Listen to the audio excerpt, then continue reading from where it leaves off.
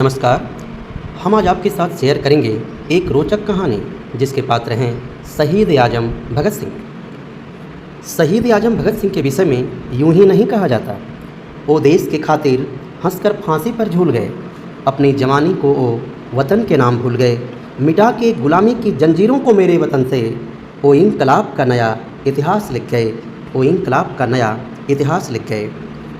28 सितंबर 1907 की सुबह पंजाब के लायलपुर ज़िले, अब पाकिस्तान में पड़ता है, बंगा गांव में एक बालक ने जन्म लिया। उनका नाम रखा गया भगत सिंह। उनके पिता किशन सिंह, माता विद्यावती और चाचा अजीत सिंह सभी देशभक्त थे। जिस दिन भगत सिंह का जन्म हुआ उसी दिन उनके पिता और चाचा जेल से रिहा हुए।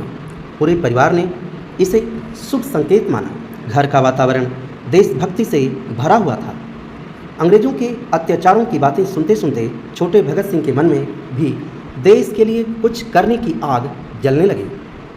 उन्होंने अपने बचपन में ही एक संकल्प लिया था। क्या था?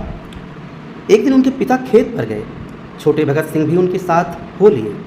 किसान गेहूं बो रहे थे। भगत सिंह ने पूछा अपने पिताजी से, पिताजी आप क्या कर रहे हैं? पिता ने कहा, बेटा बीज बो रहे हैं ताकि फसल उगे।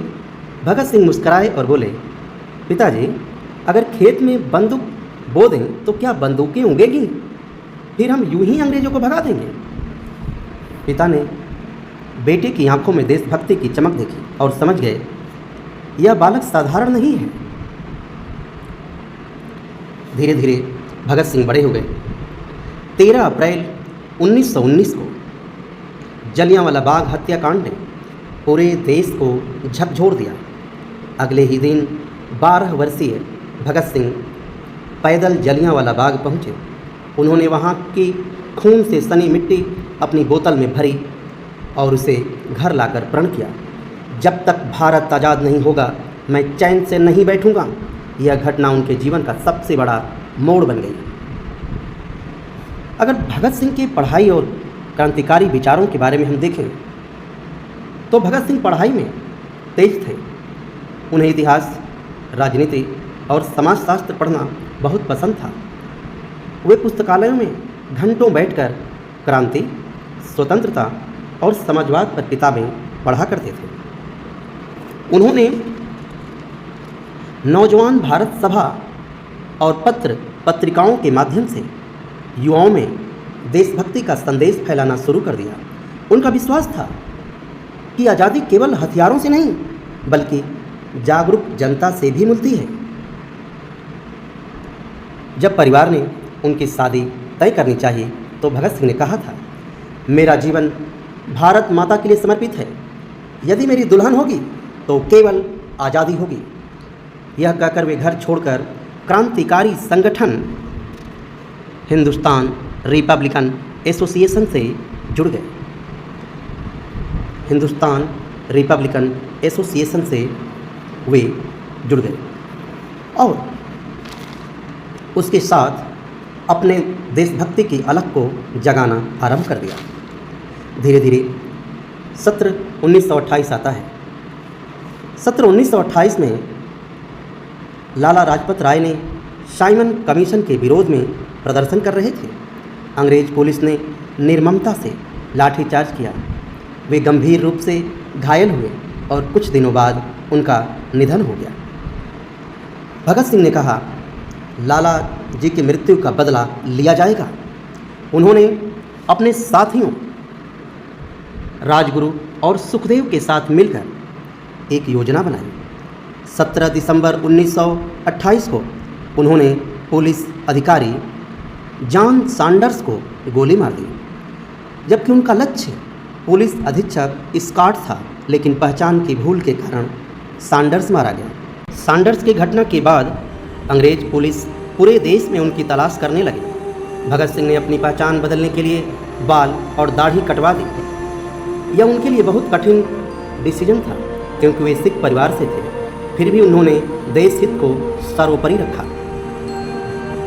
इसी क्रम में 8 अप्रैल 1929 को भगत सिंह और उनके मित्र बटुकेश्वर दत्त ने दिल्ली की केंद्रीय विधानसभा में पहुंचे और उन्होंने वहाँ ऐसे बम फेंके जिनका उद्देश्य किसी की हत्या करना नहीं था, बल्कि अंग्रेज सरकार को संदेश देना था। बम फेंकने के बाद वे भागे नहीं, उन्होंने स्वयं को गिरफ्तार कराया और पूरे हाल में उनकी आवाज़ गूंजी, इंकलाब जिंदाबाद, इंकलाब जिंदाबाद। जेल में भारतीय कैदियों के साथ बहुत बुरा व्यवहार होता था। भगत सिंह ने इसके विरोध में लंबी भूख हड़ताल की। उन्होंने मांग की कि भारतीय कैदियों को भी यूरोपीय कैदियों के समान भोजन और सुविधाएं मिले। उनकी हड़ताल ने पूरे भारत का ध्यान आकर्षित किया। लोग उन्हें केवल क्रांतिकारी ही नहीं, बल्कि अन्याय के विरुद्ध लड़ने वाला एक महान योद्धा भी मानने लगे। अब उनका अंतिम फैसला इस प्रकार का था। अदालत ने भगत सिंह, राजगुरु और सुखदेव को फांसी की सजा सुनाई।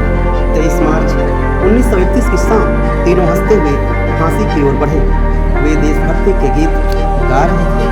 कहा जाता है फांसी से पहले उन्होंने एक दूसरे को गले लगाया और जोर से नारा लगाया, इंकलाब जिंदाबाद, इंकलाब जिंदाबाद, साम्राज्यवाद मुर्दाबाद, साम्राज्यवाद मुर्दाबाद।